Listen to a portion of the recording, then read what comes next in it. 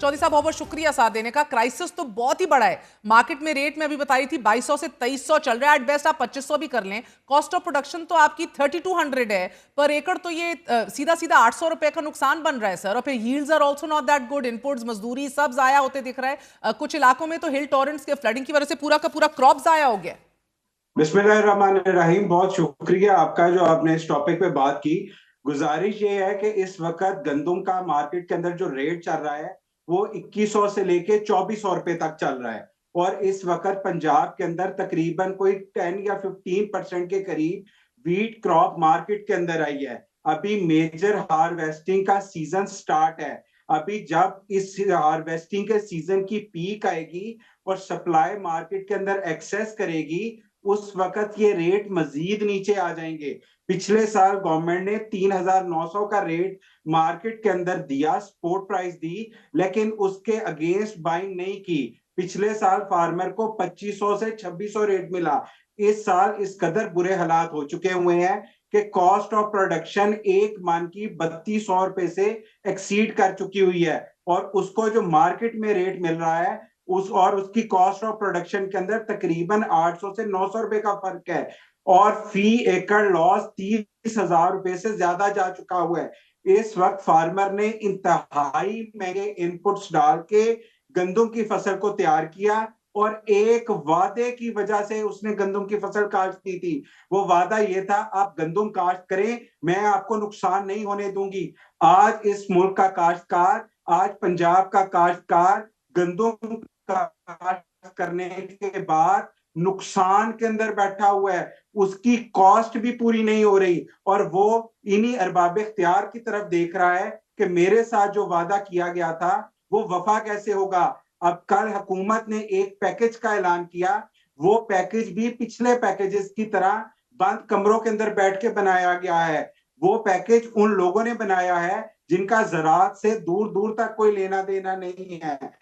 वो पैकेज भी पिछले पैकेजेस की तरह पूरी तरह फ्लॉप हो जाएगा।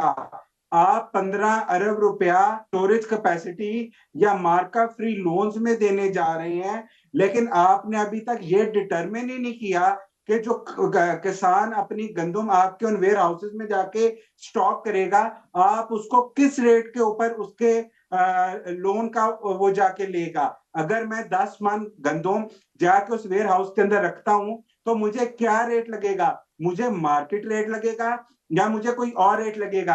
अगर मुझे मार्केट रेट लगेगा तो मुझे आपके वेयर हाउस में गंदम रखने का क्या फायदा? दूसरी बात, क्या आपकी ये स्टोरेज कैपेसिटीज, क्या आपके ये वेयर हाउसेज हर तहसील हर जिला पे अवेलेबल है? क्या उन तक रसाई एक आम किसान, एक छोटे किसान और एक दरमियाने किसान की उन तक रसाई है या उन तक रसाई नहीं है? तीसरी बात, 4 महीने बाद जब वही किसान अपनी गंदम वापस लेने जाएगा तो क्या उसको उसी की गंदम मिलेगी? क्योंकि होता तो ये आया है कि जब सरकारी सतह पर गंदम स्टॉक की जाती थी तो कभी उस गंदम को चूहे भी खा जाते थे, कभी वो गंदम सैलाब की नजर भी हो जाती थी। ऐसी सूरत हाल में उस बेचारे काश्तकार का, सही उस कह रहे हैं बेचारे आप चौधरी किसान साहब, का आप क्या सही कह रहे हैं। होगा? मुद्दा तो आपका दुरुस्त है, लेकिन हुकूमत ने सपोर्ट प्राइस अगर नहीं दी, किसान को सपोर्ट प्राइस नहीं मिलेगी, तो फिर वो गंदम काश्त क्यों करेगा? It's there is no rocket science, समझ आ रही है। लेकिन आपको नहीं लगता कि आपकी एहतजाजी कॉल और फिर दीगर इकदाम से करोड़ों पाकिस्तानियों को भी दो वक्त की रोटी के लाले पड़ जाएंगे? देखें, गुजारिश ये है कि हमारा कोई भी जो एहतजाज होता है उसके अंदर हम पूरे मुल्क की सड़कें बंद नहीं करते। हम्म। हम पुरअमन लोग हैं और इस मुल्क की आबादी का 65% हम है। आप 2 दिन पुरानी गवर्नर स्टेट बैंक की भी प्रेस रिलीज उठाकर देख लें। उन्होंने भी इस मुल्क की जीडीपी ग्रोथ को एग्रीकल्चर की ग्रोथ के साथ सब्जेक्ट किया हुआ है कि अगर एग्रीकल्चर सेक्टर ग्रोथ दिखाएगा तो हमारे मुल्क की जीडीपी ग्रोथ में आएगी। ये एग्रीकल्चर वाहिद सेक्टर है इस मुल्क का जो 6 महीने के अंदर रिजल्ट दे देता है। आप इस किसान को अच्छे बीज, म्यारी बीज, सस्ती सस्ती इनपुट्स दें और 6 महीने के अंदर रिजल्ट ले लें। ये जो 1-2 अरब के लिए हम आईएमएफ के पीछे भागते हैं, आप सिर्फ एग्रीकल्चर सेक्टर को उसके पांवों पर खड़ा हो लेने दें। आप ये 1-2 अरब इसी सेक्टर से ले सकते हैं। हम अगर एहतजाज की कॉल देंगे तो ईवानों के सामने बैठे ऐवानों के सामने बैठेंगे, उन ऐवानों के सामने बैठेंगे जहां पर हमारे वोट की पर्ची से हम में से लोग जाकर उधर बैठते हैं, लेकिन हमारी बात वो नहीं करते। जुल्म देखें, पूरी दुनिया में पेट्रोल डीजल की कीमतें कम हुई, लेकिन पाकिस्तान में नहीं की गई। इस वक्त हम इस खित्ते में महंगा तरीन डीजल इस्तेमाल कर रहे हैं। हाँ। हमारे हमसाया मुल्क के अंदर यूरिया खाद की कीमत 400 रुपया पाकिस्तानी करेंसी में फी बैग है। डीएपी की कीमत 1200 से 1400 रुपया फी बैग है। ऐसा पाकिस्तान ही के है। अंदर वही यूरिया हम 4500 रुपए में खरीद रहे हैं। डीएपी यहाँ पर हम 12,500 रुपए में खरीद रहे हैं। हमारी एवरेज पैदावार 32-33 मन है। हमारे हमसाया मुल्क की एवरेज पैदावार 62 मन है। ऐसी सूरत हाल के अंदर होते हुए इस मुल्क का काश्तकार, इस मुल्क का किसान कैसे सरवाइव करेगा, जो इस मुल्क की सही आबादी कह का रहे हैं आप, इट 65% कंप्लीट है। Cost disadvantage. लेकिन हुकूमत का ये दावा है चौधरी साहब के 16.5 मिलियन एकड़ काश का हदफ था और वो हासिल हो जाएगा। और कुछ किसान धड़े वैसे ही एक्टिव हो रहे हैं, गंदम बुहरान का शोर मचा रहे हैं, आप लोग ये करना चाह रहे हैं। मैंने अभी दिखाया भी, सलमा बट तो ये भी कह रही है कि गुज़िश्ता साल भी आप लोगों ने एहतजाज किया था कि लेकिन उसके बावजूद गंदम और आटे का कोई भी बुहरान नहीं हुआ, कमी नहीं हुई, आटे की लाइनें नहीं देखने को मिली, कीमत भी बरकरार रही। ये बहुत अच्छी बात है कि इस मुल्क का गल्ला पैदा करने वाले को, इस मुल्क का अनाज पैदा करने वाले को, उन लोगों को जिन्होंने इस मुल्क को गंदों में खुद कफील किया, उनको आप कोई अहमियत ना दें। वो बेचारे हैं ही इस काबिल। देखें, आज से 2 साल पहले तारीख उठाकर देख लें, इन्हीं मीडिया स्क्रीन्स पे हमने ट्रकों के पीछे आटे के लिए लोगों को दर बदर की ठोकरें खाते देखा था। हमने इंतहाई कीमती जानें जाया हुई थी उसके अंदर। अल्लाह ने मेहरबानी की, इस मुल्क के किसान ने दिन रात मेहनत की और उस मेहनत का फल ये मिला कि पाकिस्तान गंदम इंपोर्ट करने की बजाय एक्सपोर्ट करने के काबिल हो गया। हम गंदम के अंदर खुद कफील हो गए। सलमा भट्ट साहबा ने जहां ये बात की, वो ये भी बता देती कि पिछले साल की निस्बत इस साल 20% रकबे पे गंदम कम काश्त हुई है और इस साल एवरेज यील्ड, एवरेज प्रोडक्शन पिछले सालों से कम है। ये 1 या 2 साल का साइकिल और चलेगा।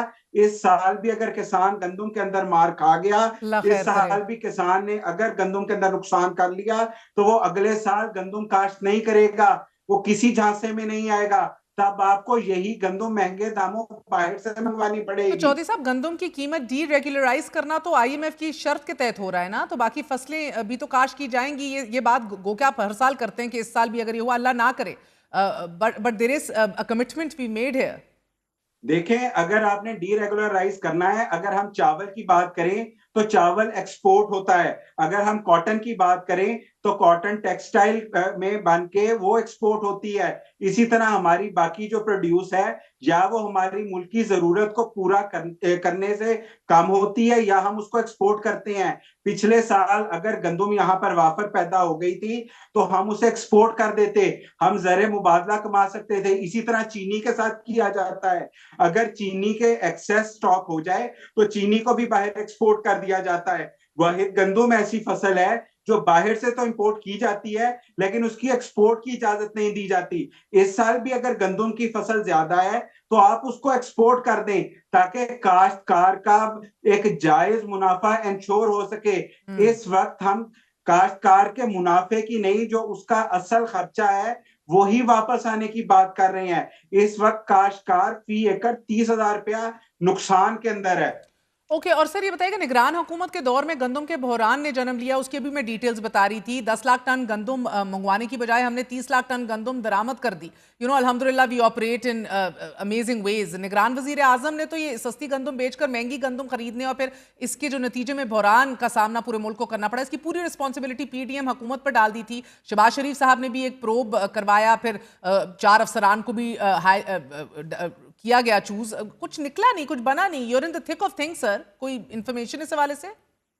उसकी कोई भी किसी भी किस्म की रिपोर्ट पब्लिक नहीं की गई, हाँ। ना किसी जिम्मेदार को सजा दी गई। कुछ लोगों को कुर्बानी का बकरा जरूर बनाया गया, हम्म। लेकिन जो असल मोरे थे वो आज भी वहीं के वहीं अच्छे तरीन दफ्तरों में बैठे हैं। उस वक्त भी यही हुआ था। जो पंजाब हुकूमत के स्टॉक की गंदम थी, उसका रेट 4800 रुपए के करीब रखा गया था। जो गंदम बाहर से मंगवाई जा रही थी उसकी कीमत उससे कम रखी गई थी।